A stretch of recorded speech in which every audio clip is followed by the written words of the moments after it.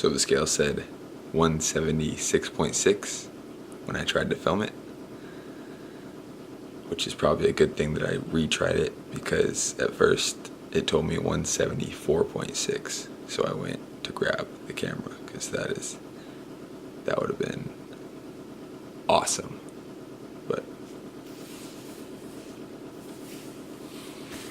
so is life, 176.6. So I'm not sure why it told me 174.6 at first, but I might just go try it again. 176.6 is still a new low though, but 174.6 would have made me feel significantly better. We're here at the gym. Beautiful sunny day. Gives me energy. I love it. Gonna smash some legs.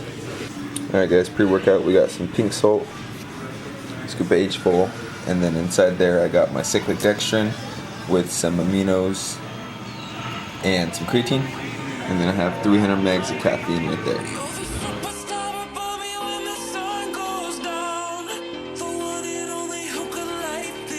Welcome to the voiceover portion of the video.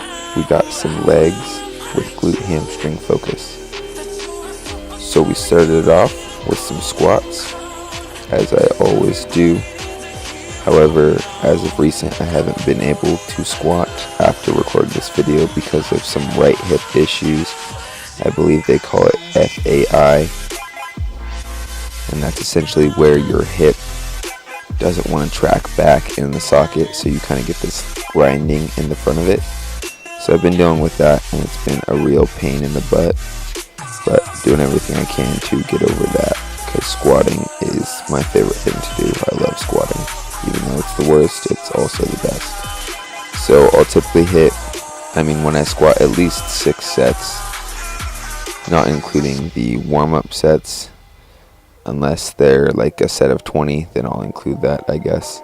I love the squat, so I'll do a lot of squats, and I think they're awesome for your legs, especially when you do them correctly and you actually use your legs instead of your lower back. So right here you'll see me throw on my hip circle, and like I said, it is a glute hamstring focused workout.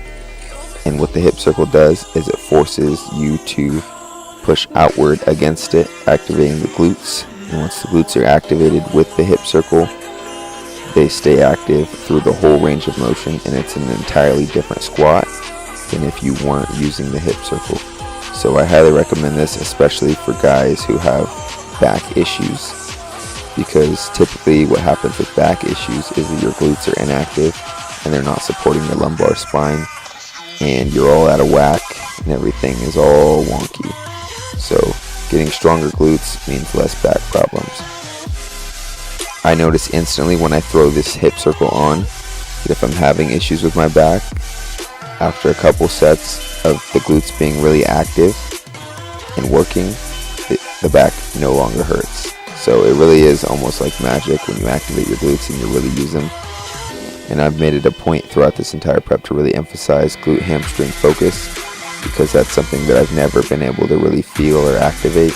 But now that I'm able to, just like with every other muscle group, really feel the muscle and activate the muscle, I feel like even though I'm in a deficit, I'm definitely making progress in terms of strength and size when it comes to those muscle groups, because they haven't really ever been activated. And I don't think, no matter what the calories really are, once they're stimulated, they're going to be growing. No matter really the calories, because they're so fresh and new. It's almost like newbie gains in the hamstrings and other muscles that I really haven't felt. Maybe I'm crazy, but I don't know.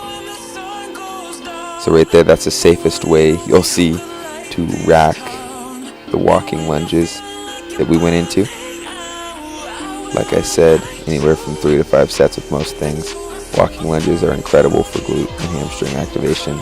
And a tip with those is the longer the stride, the more glute activation you're going to get. So take that into consideration.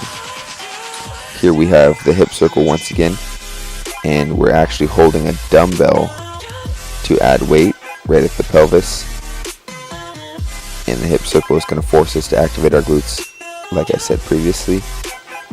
But also the glute bridge itself is the best exercise for the glutes, along with, I would say, single leg glute bridges. So those two, the glute activation that you get from them is absolutely insane. And if you've never felt your glutes activate before, like me, you'll be very surprised at how beneficial it is. So right here with the weight, you essentially just want to squeeze as hard as you can at the top while pushing through your heels, almost like you're trying to scoop the ground away from you, and that'll help you with the activation of the glutes, because some people can actually activate their quads from this position by pushing through the toes instead of the heels, and that's not what you want to do. This is a glute movement. We want to activate the booty. We want to get the booty. So those are the three main exercises I did for glutes and hamstrings, and at this point in prep, the volume has to come down because the calories are so low and everything gets very strenuous. But I just ended with a single quad movement, which was the hammer strength leg extensions. And on this guy right here, I think I've said it before, but you can really manipulate it by putting your tibia, fibula higher on the pad. So you see how there's a lot of distance between my ankle and the pad is closer to my knees. That shortens the lever and it forces you to activate more of the quad. So by manipulating that, you can really change where you feel it in the quad. And also on this particular machine, you can load it at different points of the strength curve. So you can make it heavier at the top or heavier at the bottom.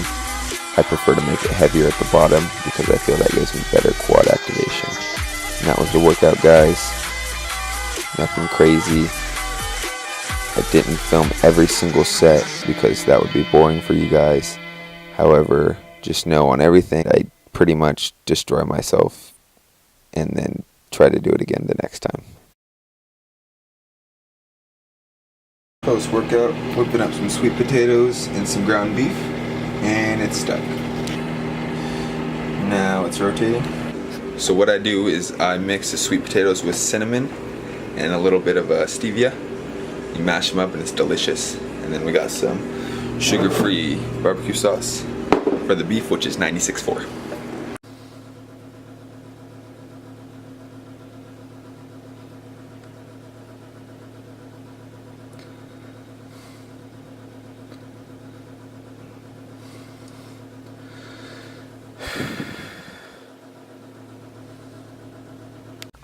Sunday, February 26th. I'm not gonna bring my cam with me today. Nothing exciting, crazy going on. Headed to work. And then I got posing practice, and then that's about it. So